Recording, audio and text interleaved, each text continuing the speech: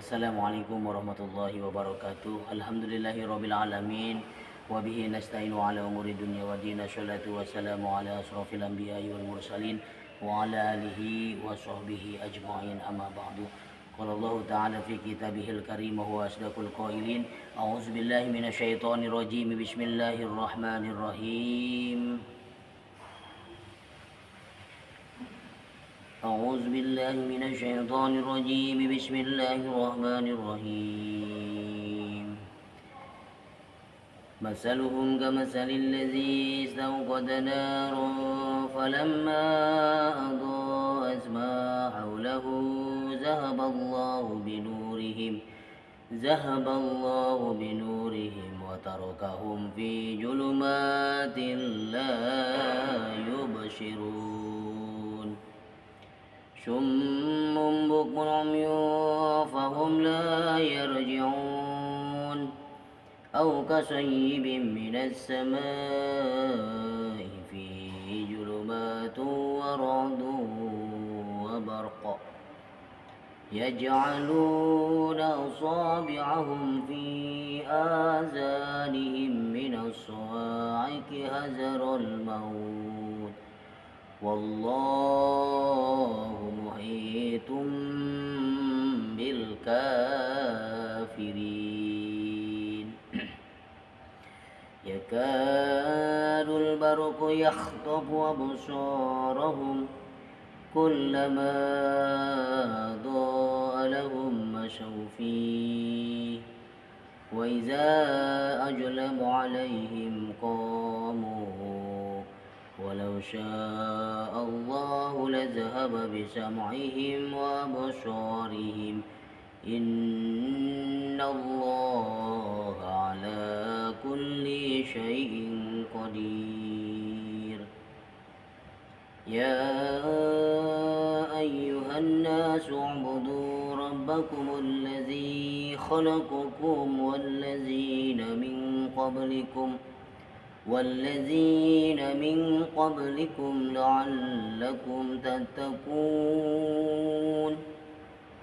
الذي جعل لكم الأرض فراشا والسماء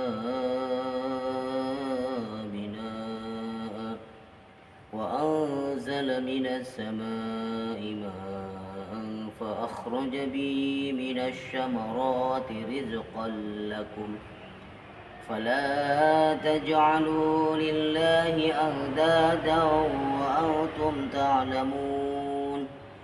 وإن كنتم في ريب مما نزلنا على عبدنا فأتوا بسورة من مثله وادعوا شهداءكم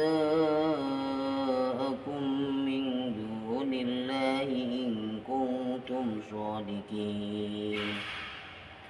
فإن لم تفعلوا ولن تفعلوا فاتقوا النار التي وقودها الناس والحجارة أعدت للكافرين.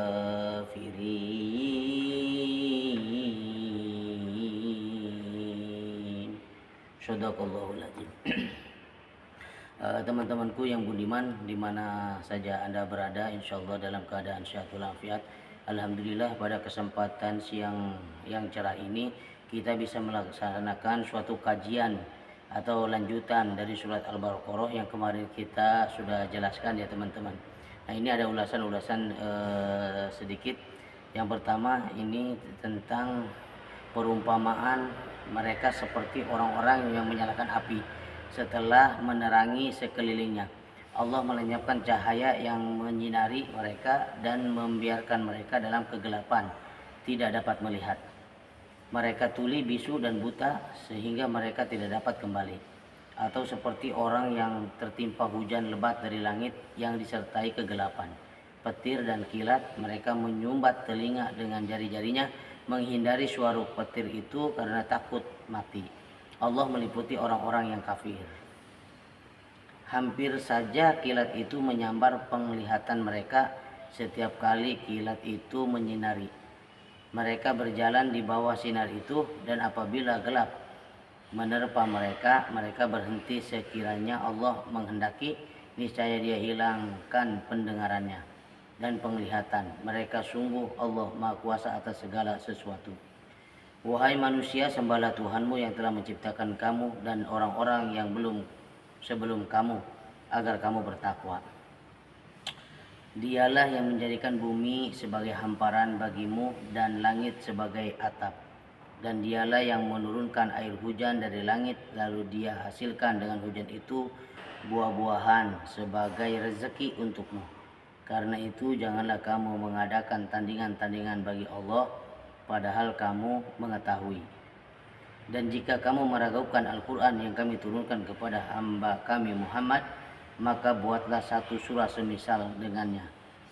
Dan ajaklah penolong-penolong selain Allah jika kamu orang-orang yang benar. Jika kamu tidak mampu membuatnya, dan pasti tidak akan mampu, maka takutlah kamu akan api neraka yang bahan bakarnya adalah manusia dan batu yang disediakan bagi orang-orang yang kafir. Nauzubillah min dzalik. Jadi teman-teman, di sini yang pertama dijelaskan bahwa kita itu harus menyembah Allah Subhanahu wa taala. Ya. Jangan ada sembahan selain sembahan Allah Subhanahu wa taala. Dan Nabi Muhammad adalah utusan Allah.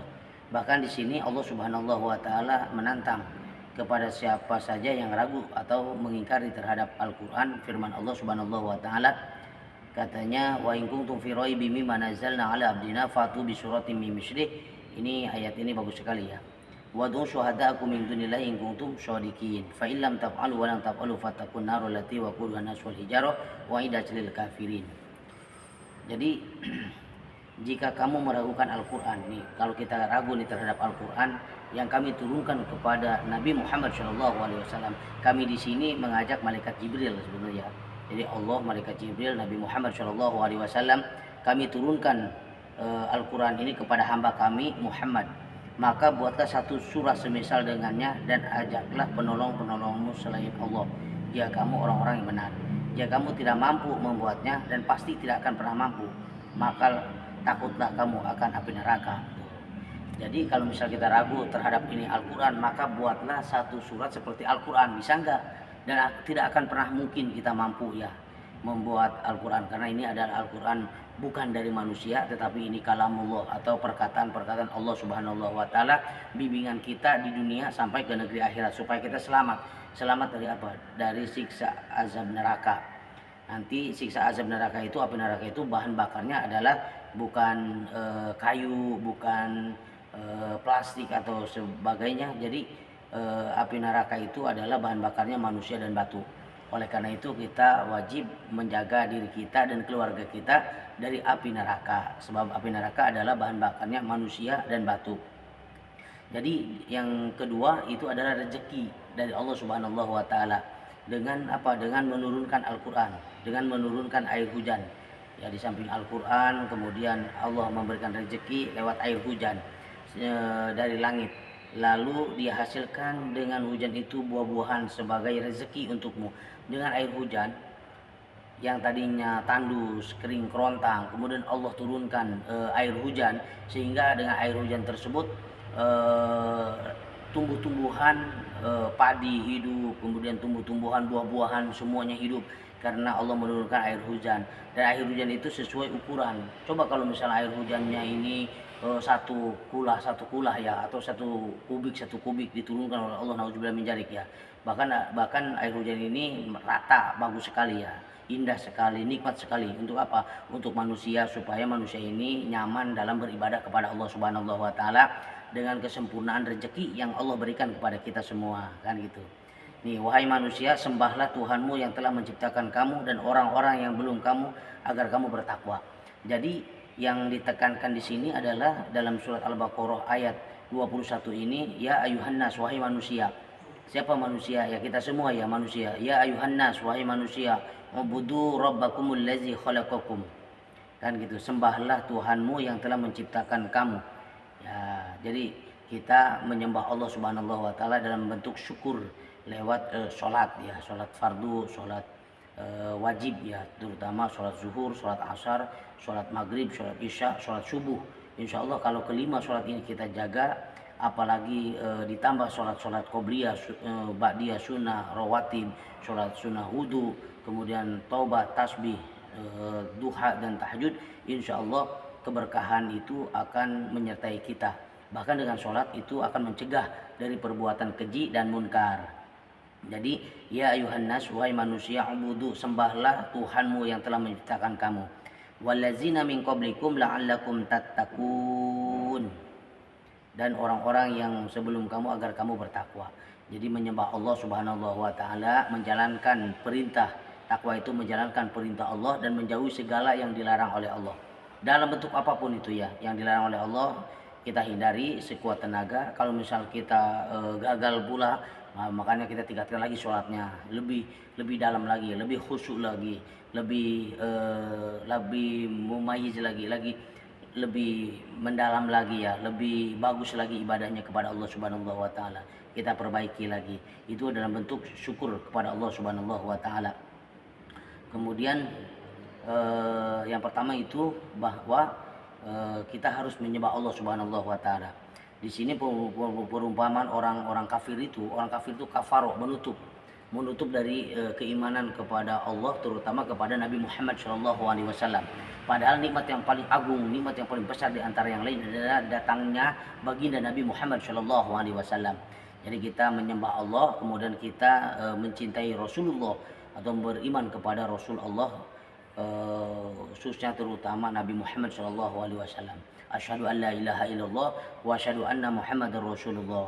Bahkan orang kafir ini gelap, kemudian summum bukmun umyun fahum la yarji'un. Mereka tuli, bisu dan buta sehingga mereka tidak dapat kembali. Jadi kalau sudah dibutakan oleh Allah, sudah dibisukan oleh Allah, hatinya juga kotor, itu akan terjerumus sehingga orang-orang kafir itu mendapatkan siksa yang pedih, yang diazab oleh Allah Subhanahu wa taala di akhirat. Bahkan siksaan neraka itu yang paling dahsyat di antara yang lain menurut saya, ada kata-kata khalidina fiha abadan, selama-lamanya. Nah, kalau kita tidak membaca syahadat kemudian kita keburu meninggal, keburu mati ya, itu kafir masuknya. Nah, orang kafir itu selama-lamanya diazab oleh Allah Subhanahu wa taala.